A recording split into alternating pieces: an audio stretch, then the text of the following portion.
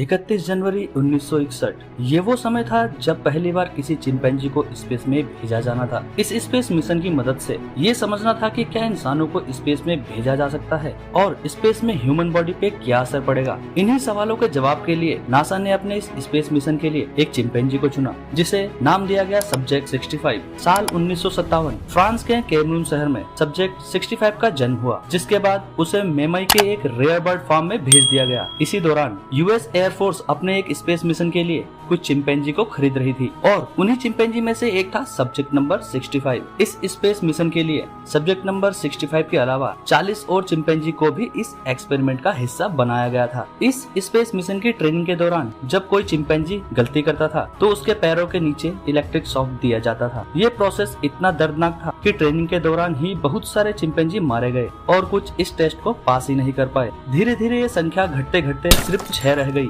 और इन्हीं 6 चिंपैंजियों में से एक था 2 साल का सब्जेक्ट नंबर 65। सब्जेक्ट नंबर 65 को उसकी काबिलियत से अधिक ट्रेन किया गया और तैयार किया गया स्पेस मिशन MR2 के लिए। 30 जनवरी 1961 आखिर वो समय आ ही गया जिसके लिए सब्जेक्ट नंबर 65 को तैयार किया गया था। अपने इस स्पेस मिशन पर जाने से एक दिन पहले सब्जेक्ट नंबर 65 का उसके केयर टेकर और साइंटिस्ट ने बहुत ख्याल रखा, क्योंकि साइंटिस्ट जानते थे कि इस स्पेस मिशन के बाद सब्जेक्ट नंबर 65 शायद कभी न लौटे। लेकिन उससे भी जरूरी सवाल वैज्ञानिक के लिए ये था कि क्या सब्जेक्ट नंबर 65 इस मिशन को सफलतापूर्वक पूरा कर सकेगा। आखिरकार 31 जनवरी 1961 को फ्लोरिडा के कैंप कैनिवेरल से एक सब ऑर्बिटल स्पेस फ्लाइट में सब्जेक्ट नंबर 65 को उसके कैप्सूल में बिठाकर लॉन्च कर दिया गया। 5800 मील प्रति घंटे की रफ्तार से ट्रेवल करते हुए धरती से 157 मील ऊपर अंतरिक्ष में सब्जेक्ट नंबर 65 करीब 16.5 मिनट तक अंतरिक्ष में रहा और अब समय था कैप्सूल को वापस धरती पर लाने का। अपने स्पेस मिशन को पूरा करने के बाद सब्जेक्ट नंबर 65 का स्पेस कैप्सूल अपने लक्ष्य से 130 किलोमीटर दूर अटलांटिक महासागर में लैंड हुआ। एयरफोर्स के शिप ने कैप्सूल को जब निकाला तो वे अचंभित थे।